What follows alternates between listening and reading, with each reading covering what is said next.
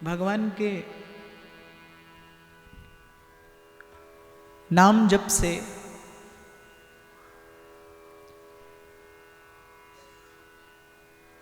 अंतःकरण का मल निवृत्त होता है, भगवान के रूप की, दिव्य रूप की स्फुरना भीतर होती है, ऐसा भगवत प्राप्त महानुभावों का मत है, अनुभव है।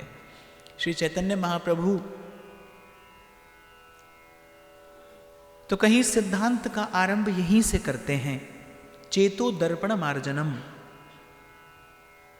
जैसे आपने कितना भी सुंदर श्रृंगार क्यों न किया हो अपना, जिस दर्पण में आप अपना प्रतिबिंब देखना चाह रहे हैं, यदि उस दर्पण पर धूल जमी है तो दर्पण आपको उत्तर नहीं दे पाएगा। बिल्कुल ठीक ऐसे ही हर जर्रे में किस शान से तू जलवानुमा है, हर जर्रे में किस शान से तू जलवानुमा है, पर हैरान है मगर अक्ल कि तू कैसा है, क्या है। हर एक जा पे हो लेकिन पता नहीं मालूम, हर एक जा पे हो लेकिन पता नहीं मालूम, तुम्हारा नाम सुना है निशा नहीं मालूम। इसलिए नाम चुना महापुरुषों ने, नाम सुना है, तुम्हारा नाम सुना है, निशा नहीं मालूम। तो अंतःकरण के दर्पण पर धूल जमी है। कल भी मैंने निवेदन किया था व्यासपीठ से, जहां तक सुख की परिकल्पना है बाहर, वो सब मिथ्या है, वो सब भ्रम है। ज्ञान के, विज्ञान के, मनोविज्ञान के धरातल पर आप इसको कसौटी पे कसकर देख सकते हैं। शरीर के भीतर गांठ पड़ जाए और आप कितने भी मखमली बिछौने पर सोइए, आपको नींद नहीं आएगी, वो भीतर की गांठ आपको चैन नहीं लेने देगी। ठीक उसी प्रकार बाहर सुख का कितना भी विस्तार कर लिया जाए, लेकिन सुख कहीं और अंतर में आपके भीतर घटने वाली घटना है। आप इसे आज स्वीकार करिए या कभी करिएगा, पर मान लीजिए, जान लीजिए, हो सके थोड़ा प्रयास करके इसे पहचानिए, सुख आपके भीतर कहीं घटने वाली घटना है। जैसे एक माता पिता का युवान पुत्र भगवत इच्छा से मृत्यु को प्राप्त हो जाए, सारे संसार की संपदा उसे सुखानुभूति नहीं दे सकती, क्योंकि भीतर दुख घट रहा है, भीतर पीड़ा है। बिल्कुल ठीक ऐसे ही गालिब तो कहता है कि उम्र भर गालिब बस भूल ये करता रहा, उम्र भर गालिब बस भूल ये करता रहा, धूल चेहरे पे थी आईना साफ करता रहा। धूल चेहरे पे थी और आईना साफ करता रहा। ऐसा नहीं है कि कोई प्रयास नहीं करता सुख को पाने के लिए। कौन, मैं कहता हूं, मैं तो कई बार कहता हूं कि मैं आप सबसे पूछूं कि आपने जीवन में कभी दुख पाने का प्रयास किया? आप कहेंगे नहीं, कोई नहीं करता, कभी नहीं करता। और फिर भी जीवन का अगर एकमात्र कोई सत्य रह जाता है तो वो दुख ही है, तो वो दुख ही है। पीड़ा के वो क्षण आपकी स्मृतियों में होंगे। सुख तो मृग मरीचिका जैसा है, सुख तो भ्रम है, सुख भ्रम है, दुख सत्य है जीवन का। यदि सन्मार्ग नहीं मिला, यदि आप प्रयास सही दिशा में नहीं कर रहे, फिर दुख ही जीवन का एकमात्र सत्य है। और ऐसा मैं नहीं कह रहा, ऐसा भगवत प्राप्त महानुभाव कहते हैं। नानक दुखिया सब संसार, रो पड़ता है कबीर तो कि चलती चाकी देख के दिया कबीरा रोए, और दो पाटन के बीच में साबत बचा न कोए। गीता कहती है दुखालयम शाश्वतम, भागवत कहती है संसार सिंधु मति दुस्तर। अगर सन्मार्ग पर नहीं चले आपको युक्ति नहीं मिली, if you are not aware with the art of living, if you are not aware of the technique of living life, leading life, there are only the most possible 3 consequences of life you are living. One is, the very first is comedy. उपहास बना लेते हैं आप जीवन को। बड़ी मूढ़ता पूर्वक जो जीवन जिया जाता है ना, वो अंत में आपको उपहास का पात्र बनाता है। कैसे? जैसे आप हैं नहीं पर आप होने का प्रयास करते हैं, वो आपके जीवन को अंत में उपहास का पात्र बना देता है। तो there are 3 most possible consequences of life. The very first is comedy, the other is tragedy and the third one is remedy. जब आपका जीवन समाधान बन जाए किसी के लिए, मैंने कल भी कहा था कि आप यदि ठीक से जीवन जिए आपको खबर भी नहीं पड़ेगी और आपका जीवन जाने कितनों के लिए प्रेरणा स्तोत्र बन जाएगा, ज्योति स्तंभ बन जाएगा। इसलिए मैं ऐसा मानता हूं, ये मेरा अपना निजी विचार है, स्वस्थ जीवन जीना, प्रसन्न रहना। कहीं पढ़ा था मैंने, सदा मुस्कुराते रहना ईश्वर की सर्वोपरि भक्ति है। तब मुझे समझ नहीं आया कि मुस्कुराते रहना ईश्वर की सर्वोपरि भक्ति कैसे हो सकता है, पर आज समझता हूं। एक तो सदा सर्वदा कौन मुस्कुरा सकता है? जिसे संतोष रूपी धन मिल गया है, वो मुस्कुरा सकता है। और कबीर तो कहता ही है, कहत कबीर सुनो भाई साधो, कहत कबीर सुनो भाई साधो, साहिब मिले सबूरी में, मन लागो मेरो यार फकीरी। और मैं कहीं सुनी बात नहीं कह रहा बाप, आपसे मैंने जीवन में अनुभव किया है। जब आप संतुष्ट होते हैं तब आपके आभा मंडल से एक बड़ा विशिष्ट प्रकार का परमाणु निस्सृत होता है। आपके पास कोई आएगा, उसको विश्राम मिलेगा, उसके भीतर की उथल पुथल समाप्त हो जाएगी। आप देखो, आप यहाँ लगभग 1000 के करीब लोग यहाँ बैठे होंगे, इतनी ही स्थान है यहाँ पर। इसी स्थान में यदि 3000 लोग आकर बैठ जाएं तो क्या होगा? देयर विल बी सफोकेशन, घुटन होने लगेगी यहाँ पर। ऐसे ही मन क्या है? मन में एक रह सकता है, या तो जगत रहता है या जगन्नाथ रहते हैं। एक के रहने का स्थान है, आप उसमें अनेक को ले आते हैं और इसीलिए चैन की सुख की सांस नहीं ले पाते कभी। मन में बड़ा थोड़ा सा स्थान है, मन में एक ही रह सकता है, या तो जगत रहेगा या जगन्नाथ रहेंगे। और आप एक के स्थान पर जहां एक रह सकता है वहां आप अनेक संकल्प, अनेक विचार लेकर आते हैं और फिर जीवन भर घुटते हैं, चैन की सुख की सांस नहीं आती। तो मैं ऐसा समझता हूं कि यदि आप प्रसन्न हैं, यदि आप स्वस्थ जीवन जी रहे हैं, and when I am talking about healthy, स्वस्थ, then it is not just the physical fitness और दैट मस्कुलर मास। जब मैं स्वस्थ कह रहा हूं तो स्वस्थ का अर्थ है स्व में स्थित। चिदानंद रूप शिवोहम शिवोहम। भगवत पाद शंकराचार्य की जब विद्या पूरी हो गई, गुरु को प्रणाम करने के लिए आए, तो गुरु ने कहा, कौन? नित्य प्रति अपना परिचय देते थे, मैं शंकर। आज सत्य ने स्पर्श किया है। गुरु के पास आए, गुरु ने पूछा, कौन? पहले गुरु लोगों का परीक्षा लेने का तरीका, परीक्षा लेने की विधि अलग होती थी। इसीलिए आज शिक्षा दी जाती है, पहले विद्या दी जाती थी। इसीलिए आज शिक्षा पाकर बालक व्यापारी बनता है, पहले विद्या पाकर बालक संस्कारी बनता था। ये गुरुकुल की शिक्षा पद्धति थी। बड़े आदर से देने वाला सेवा समझकर देता था और लेने वाला उपकार समझकर ग्रहण करता था। शिक्षा पद्धति थी, बालक संस्कारी बनता था। आज गुरु ने पूछा, कौन? तो नित्य प्रति उत्तर मिलता था, शंकर। आज कुछ और उत्तर मिला, सत्य ने कहीं स्पर्श कर लिया। मनोबुद्धि अहंकार चित्तानि नाहं न च श्रोत्र जिह्वे न च घ्राण नेत्रे न भूमिर्न व्योमस्न तेजो न वायु।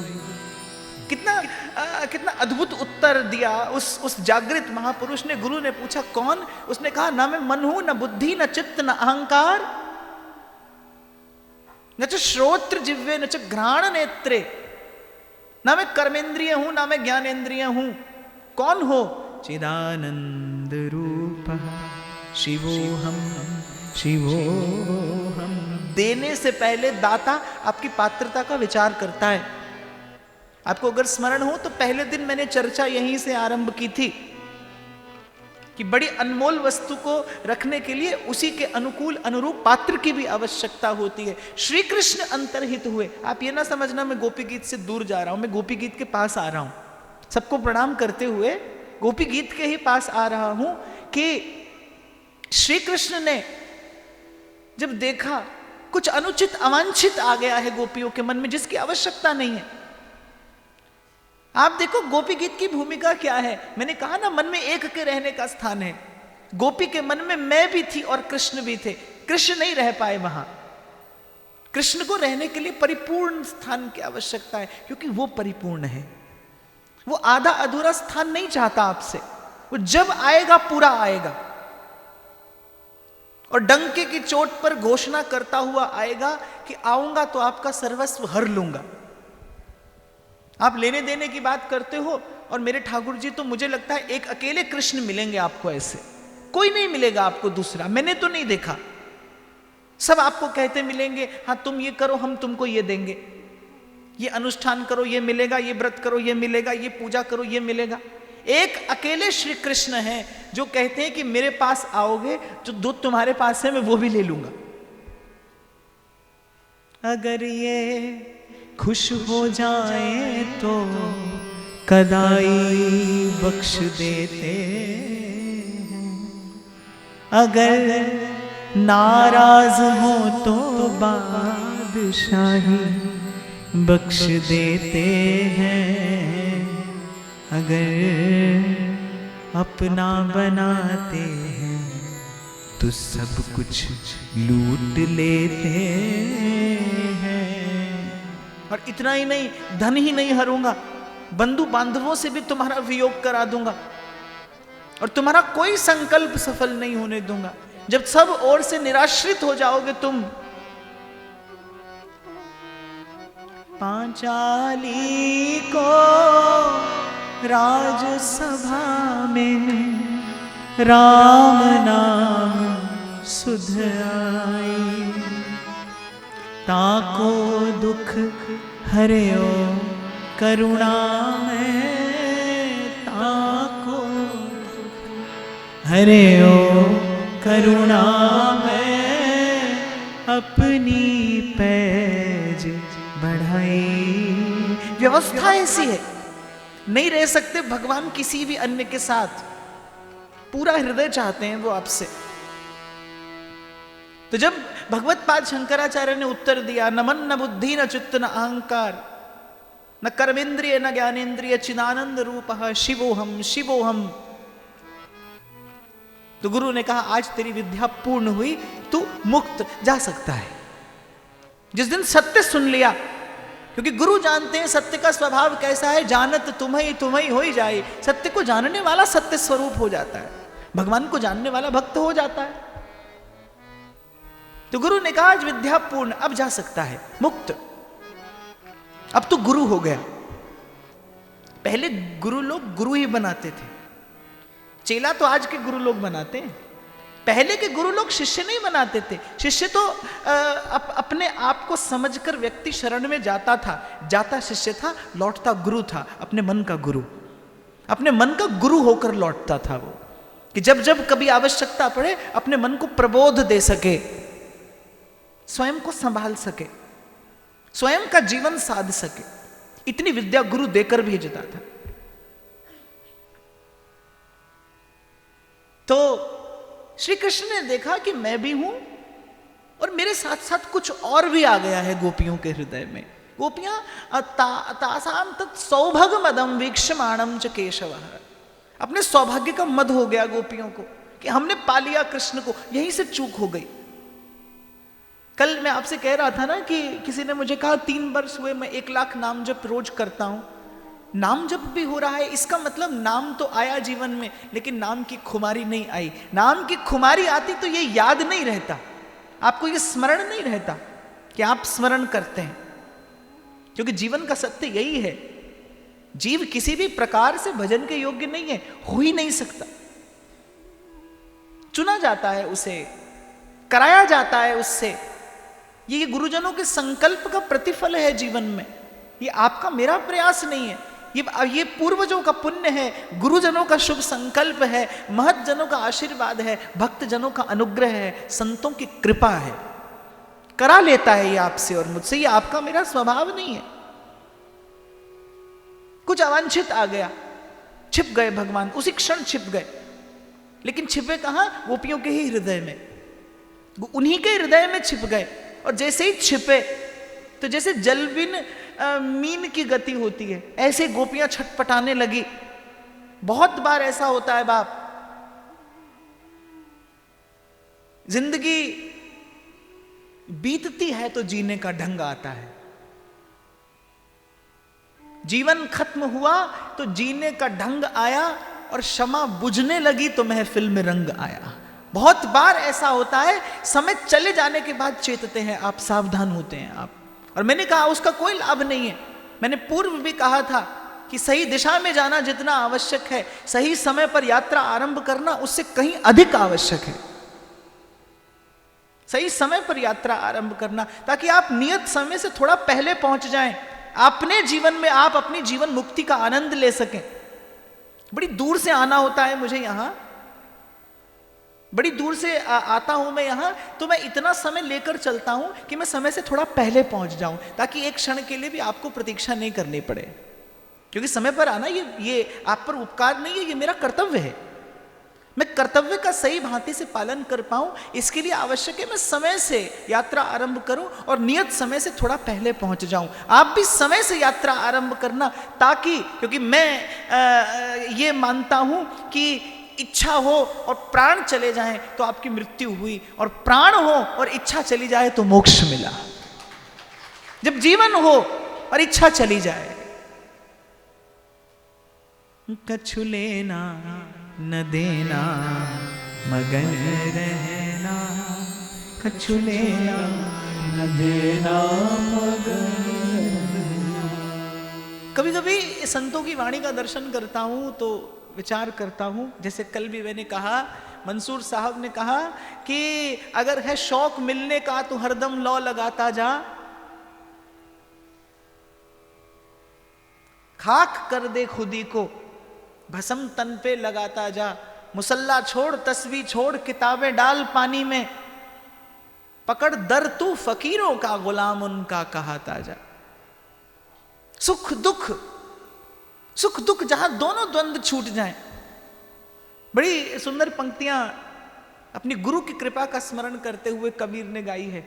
क्योंकि मैं तो भक्ति का एक ही परिणाम देखता हूं, और वह है जीवन मुक्ति। जीवन से मुक्ति नहीं, भक्त कभी भी जीवन से मुक्ति नहीं चाहता। जन्म जन्म रति राम पद यह वरदान न आए, जन्म जन्म रति राम पद ये वरदान न आए। रसिक संत कहते हैं, अहो विधना तो पैचरा पसारी मांगू, जन्म जन्म दीजे यही ब्रज बसी, अहीर की जात समीप नंद घर, घड़ी घड़ी श्याम मुख हेर हेर हसी। इसलिए कल मैं आपसे कह रहा था ना, मुझसे कोई पूछता है आपको दर्शन हो गया भगवान का, तो मैंने कहा नहीं, मुझे जल्दी भी नहीं है। हमारे बाबा तो कहते थे, बोले ठाकुर का मिलना माने, सदगुरु का मिलना माने सगाई हो जाना, और ठाकुर का मिलना माने ब्याह हो जाना। तो मुझे तो इसका अनुभव नहीं है, पर ऐसा लोग कहते हैं कि सगाई और विवाह के बीच का जो समय होता है, the period of courtship, it's very interesting. तो सदगुरु मिला है, पर मुझे ब्याह की बहुत जल्दी नहीं है। I want the extended period of courtship. जन्म जन्म रहती राम पद यह वरदान न आन। और कबीर बड़ी प्यारी बात कहते हैं, स्मरण आ गया कि मस्ती कैसी होती है। स्याही रंग छुड़ाए के रे दियो मजीठा रंग, धोए से छूटे नहीं रे दिन दिन होत सुरंग, दियो मजीठा रंग जो होत सुरंग, चुनर मोरी रंग डारी मेरे साहिब है रंगरेज, चुनर मोरी रंग डारी मेरे साहिब है रंगरेज, चुनर मोरी रंग डारी मेरे साहिब है रंगरेज, चुनर मोरी रंग डारी। ओ मेरे सतगुरु हैं रंगरेज, चुनर मोरी रंग डारी मेरे सतगुरु हैं रंगरेज, चुनर मोरी रंग डारी। स्याही रंग छुड़ाए के रे दियो मजीठा रंग, स्याही रंग छुड़ाए के रे दियो मजीठा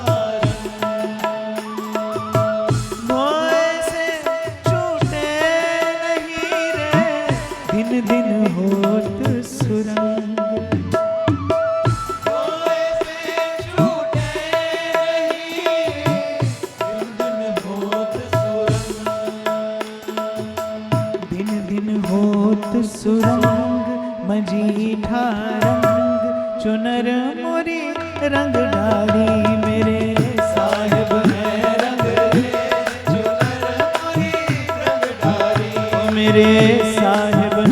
रंगरेज, चुनर मोरी रंग डारी मेरे साहिब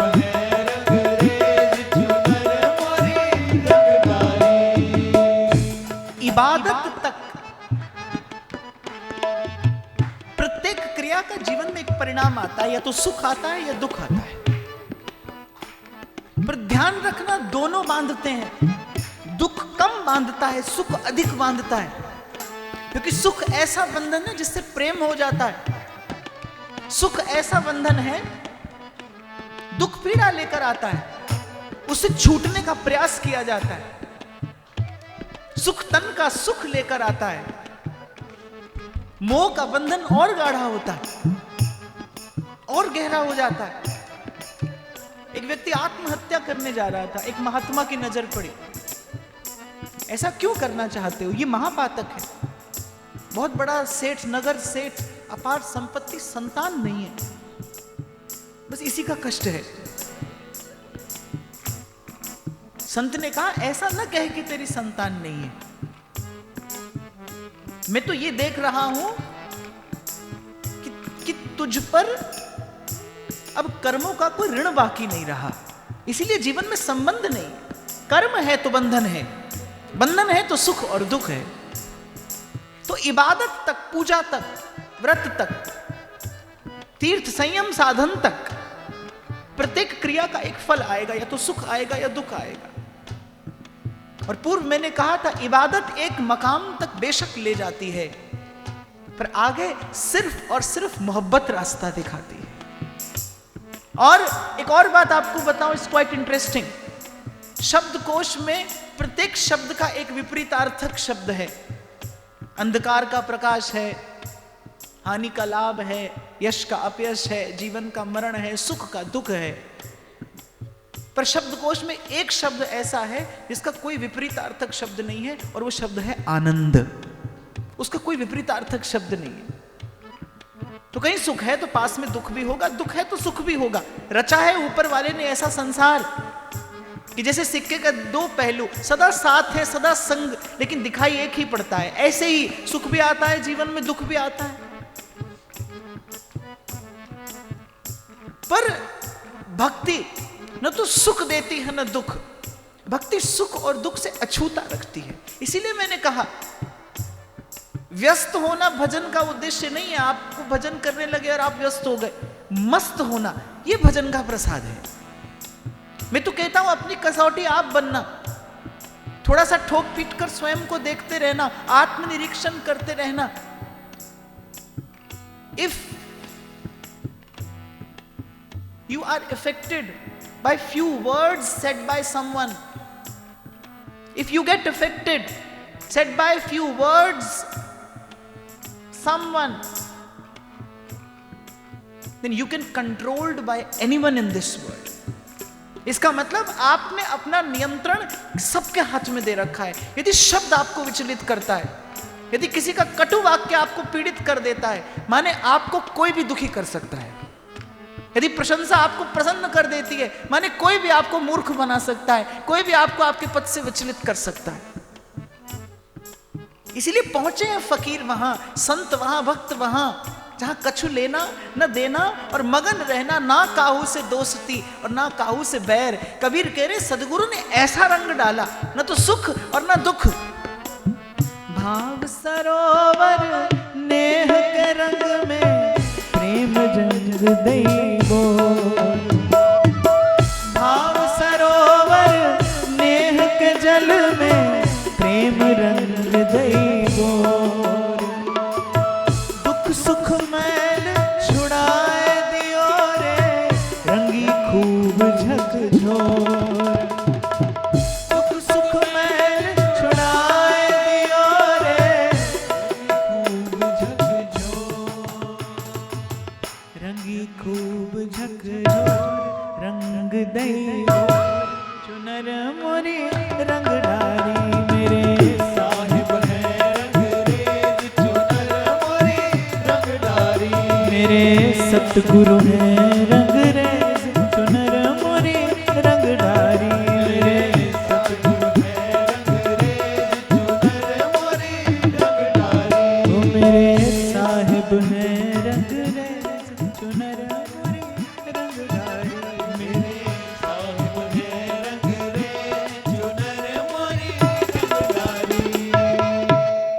भक्ति अर्थात जैसे मां की गोद में बैठा हुआ बालक, आप उसे देखिए, बाहर प्रलय की वर्षा होती है, वो बालक निश्चिंत है। यदि माता की गोद में है तो the lap of a mother is such a protective layer around a kid, a child. बिल्कुल ठीक ऐसे ही यदि आप भक्ति की गोद में हैं तब आप सुरक्षित हैं, अछूते, अनटच्ड। मुझसे अगर कोई आध्यात्म का अर्थ पूछता है तो मैं तो यही कहता हूं जो अछूता है, इनोसेंट, अनअडल्टरेटेड। और भगवान ने तो न तो काम को गाली दी, न क्रोध बेचारे को फटकारा। लोभ मोह अहंकार की बात भी भगवान कहीं करते दिखाई नहीं पड़ते। निर्मल मन जन सो मोहि पावा, बस सीधी सी बात कही भगवान ने। लेकिन एक बात से सावधान रहने को कहा, मोहे कपट छल छिद्र न भाव। कपट और छिद्र, ये दो बात से भगवान ने साधक को बचने के लिए कहा। कपट अर्थात सीधी सीधी बात, असत्य। कपट का मूल असत्य है। आप पात्र नहीं है, आप जानते हैं, फिर भी आप पाना चाहते हैं, आप स्वयं से कपट कर रहे हैं। और मैं तो कहता हूं छीना झपटी करने के स्थान पर पात्रता विकसित करने का प्रयास करिए, उसमें आपका अधिकार है। और एक बात जो भगवान को बिल्कुल भी प्रिय नहीं है, जिसके लिए भगवान ने कहा सुपने हूं नहीं देखा हूं पर दोषा, वह छिद्र। छिद्र माने दूसरे का दोष देखना। और एक बात आपको कहकर आगे बढ़ूं कि दोष वही दिखाई देता है जो आप में होता है। 1 वर्ष का 2 वर्ष का नन्हा सा बालक, क्षमा करना मुझे ऐसा शब्द प्रयोग करना पड़ रहा है, 2 वर्ष का नन्हा सा बालक, उसकी आंख के सामने अगर कोई पुरुष और स्त्री कोई अभद्र चेष्टा करें, बालक अछूता रहता है। क्यों? क्योंकि बालक का उस भावना से कोई परिचय ही नहीं है। बालक के भीतर वो दोष नहीं है, इसलिए वो उसकी दृष्टि में नहीं आता। आपको जब जब दोष दिखाई पड़े आप समझना, then it's an alert, it's a warning call। आपको जब दोष दिखाई पड़े आप जान लेना ये दोष आपके भीतर है, तभी आपके दृष्टि पथ में आया। आपका इससे परिचय नहीं होता तो ये कभी दृष्टि में ना आता। आपका सीधा संबंध है उस दोष से।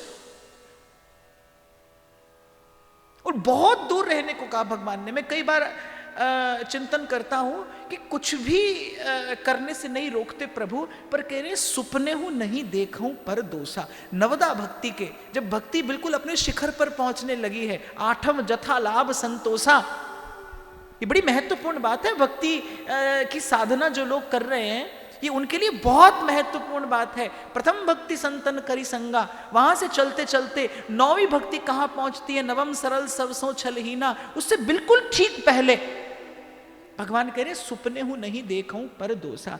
अर्थात 8 सोपान पार करने के बाद भी ये वृत्ति बनी रहती है।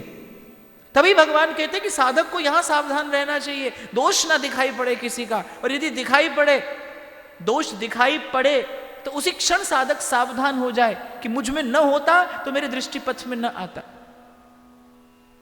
और एक फिल्म का गीत है, वो कहता है कि वो पहला पत्थर मारे जिसने पाप ना किया और जो पापी ना हो, और जो दोष आप में है उसके लिए क्या तो प्रतिकार करना और क्या निंदा करना। वो तो सावधान होने का क्षण है, वो तो सजग होने का क्षण है, वो तो आत्म परिष्कार करने का अवसर है। आपको दिखाई पड़े, आप आत्म परिष्कार की चेष्टा करिए। तो कुछ अवांछित आ गया गोपियों के मन में, छिप गए भगवान, लेकिन गोपियों का हित करने के लिए छिपे। जब छिप गए तो गोपियां व्याकुल हो गई, क्योंकि कृष्ण जीवन है। और बहुत बार बड़ी अमूल्य वस्तु कोई आपको दे दे और आपके पास उसको धारण करने की योग्यता और पात्रता ना हो, तो सम टाइम, एंड कल भी मैंने कहा था, जूते तक की संभाल करते हो आप, but you don't care for your time, this life time. Sometime we devaluate life, हम अवमूल्यन कर देते हैं जीवन रूपी अमूल्य अवसर का। पहले दिन भी मैंने प्रश्न पूछा था आपसे कि कभी एकांत में बैठकर पूछना स्वयं से कि केवल मर जाने के लिए तो जीवन नहीं मिला होगा, केवल इसलिए तो जीवन नहीं मिला होगा, और भी कोई कारण हो सकता है, विशेष कारण हो सकता है। हम जीवन का अवमूल्यन करते हैं, we डिवैल्यूएट this divine chance given by divine to become divine to us। परम सत्य के द्वारा सत्य स्वरूप हो जाने के लिए जीवन मिला है, हम अवमूल्यन करते हैं जीवन का। और जो व्यक्ति समय का आदर नहीं करता, वो व्यक्ति कभी साधन नहीं कर सकता, वो व्यक्ति जीवन में कभी साधक नहीं हो सकता, इसके जीवन में समय का आदर नहीं है। और जो व्यक्ति आत्म कल्याण के लिए प्रयास नहीं करता, अर्थात वो समय का आदर नहीं करता, अर्थात वो समय का मूल्य नहीं जानता। कितने लोग देखता हूं मैं जो सेवा करना चाहते हैं, लेकिन शरीर से वो दुर्बल हैं, निर्बल हैं। वो सहायता करना चाहते हैं पर निर्धन हैं, वो सेवा करना चाहते हैं पर निर्बल हैं।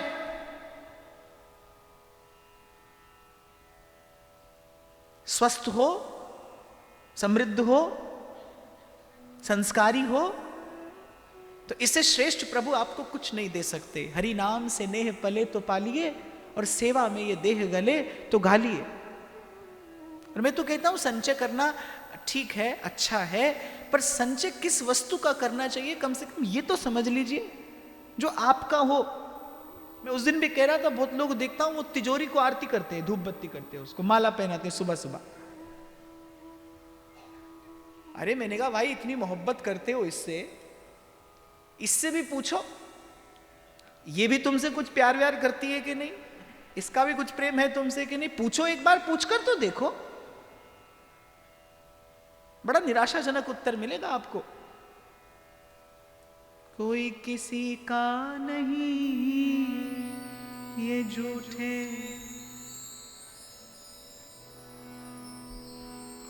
कसमें वादे प्यार वफा सब बातें हैं बातों। जब गोपियां छटपटाने लगी तब भगवान को लगा कि अब परिष्कार होने लगा है। पीड़ा आत्मा का स्नान है। भक्त के जीवन में पीड़ा आए, भक्त के जीवन में प्रतिकूलता आए, भक्त के जीवन में कष्ट आए, एक ही उद्देश्य है उसका कि वो आपको शुद्ध करना चाहता है, वो आपको बुद्ध करना चाहता है। ये परिष्कार की क्रिया है। कभी कभी आप विशेष उबटन करते हो ना, मार्जन करते हो।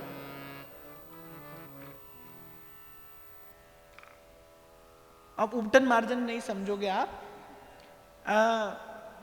You scrub your face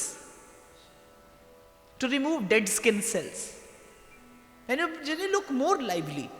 it's like this.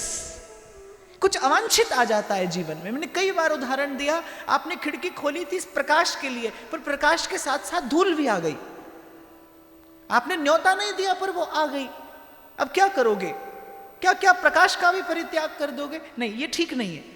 आने दो, धूल को भी आने दो, समय समय पर उसका मार्जन होता रहे, बस इतना पर्याप्त है। ऐसे ही संसार में रहोगे, व्यवहार में रहोगे तो कुछ अवांछित आ जाएगा जीवन में, आने दो। अब इसका अर्थ ये थोड़ी है कि लंगोटी कस के कहीं भाग जाओगे डर के। यहीं रहो, यहीं रहो। हमारे एक व्यक्ति भजन कर रहे वृंदावन में, तो उनके शहर से कुछ लोग आए। तो बोले आपका कोई संदेशा ले जाना है कुछ? बोले नहीं, संदेशा तो सब ठीक है, ठाकुर जी की बड़ी कृपा है, बस अगली बार आओ थोड़ा अचार लेते आना।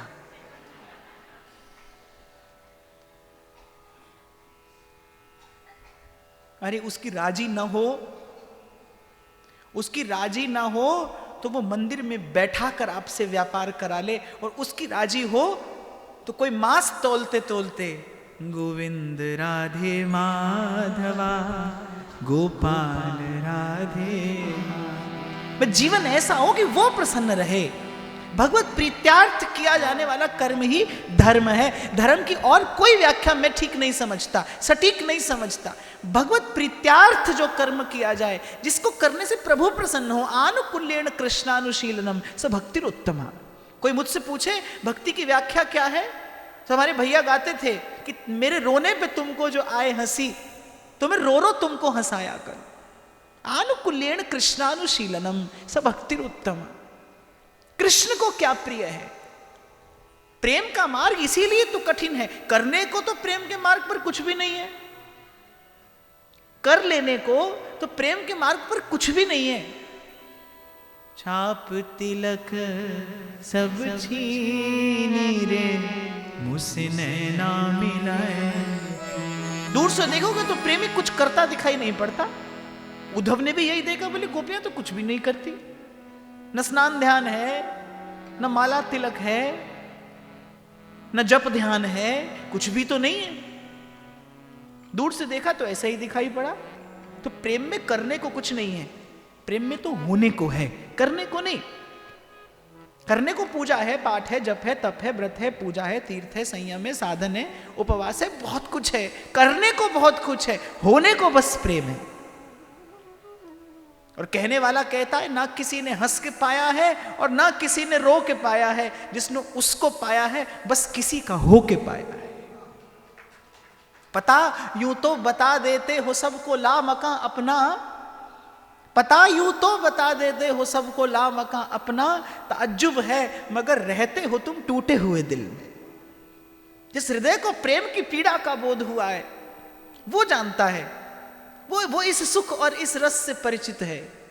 प्यार कोई बोल नहीं, प्यार अल्फाज नहीं, एक खामोशी है सुनती है, कहा करती है, न ये रुकती है ना थमती है, ना ठहरी है कहीं, नूर की बूंद है सदियों से बहा करती है, सिर्फ एहसास है ये रूह से महसूस करो, प्यार को प्यार ही रहने दो, कोई ना दो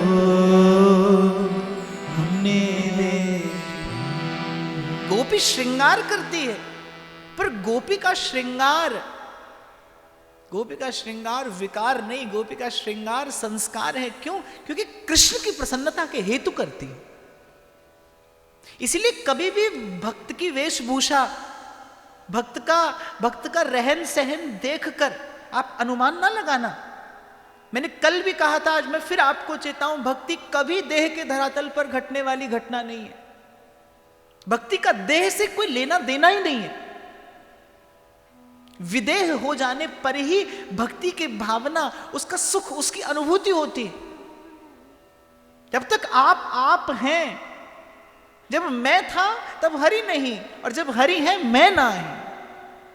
कुछ इस अदा से रात वो पहलू नशी रहे, जब तक हमारे पास रहे हम नहीं रहे।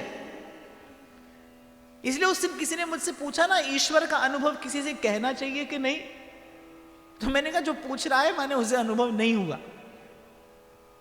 ये बिल्कुल ऐसा है, कोई पूछे जंगल में शेर मिल जाए तो क्या करे। अब तुम क्या करोगे? शेर करेगा जो करेगा, आप थोड़ी करोगे। ईश्वर मिले फिर क्या होगा? फिर तो जो वो चाहेगा सो होगा। और प्राय करके होता क्या है, या प्राय करके हुआ क्या है? प्रेम भटी का मधुआ पिलाए के, प्रेम भटी का मधुआ पिलाए के, मतवारी कर दीनी रे, मुझसे नैना मिलाए के, मतवारी कर दीनी रे, मुझसे नैना मिलाए के। देखो भाई, मैं कोई भी विषय कहूं व्यासपीठ से, मैं कोई भी विषय लेकर कहूं, पर उस विषय का आवरण लेकर बात मैं केवल प्रेम की ही कहता हूं। क्योंकि मेरा यदि जीवन में कोई एक अनुभव है तो तीर्थ व्रत को नहीं अंदेशा, और तुम्हारे चरण कमल का भरोसा, मन क्रम बचन तुम्हारी आशा, और ऐसी भक्ति करे रह दासा। मेरा जीवन में अगर कोई एक अनुभव है, कोई मुझसे पूछे आपका आध्यात्मिक अनुभव क्या है, तो मुझे लगता है कि भाई गुरु का आशीर्वाद, संत की कृपा, इससे सुंदर कोई भेंट नहीं है जो अस्तित्व आपको दे सकता है। और इस भेंट को पाकर कोई एक अनुपम निधि, कोई एक अद्भुत अनुभव, अनिर्वचनीय सुख आप पाते हैं, तो वो तुम सामने खड़े हो, मैं सजदा कर रहा, तुम सामने खड़े हो, मैं सजदा कर रहा हूँ, बड़ा लुत्फ आ रहा है बंदे को बंदगी, जो बात तुमने देखी, देखी नहीं किसी। जिह्वा पर उसका नाम हो, हृदय किसी कोमल भावना से भरा हो, नेत्र थोड़े सजल हो जाएं, मुझे नहीं लगता कि मनुष्य इस जीवन में इससे सुंदर कोई और अनुभव पा सकता है।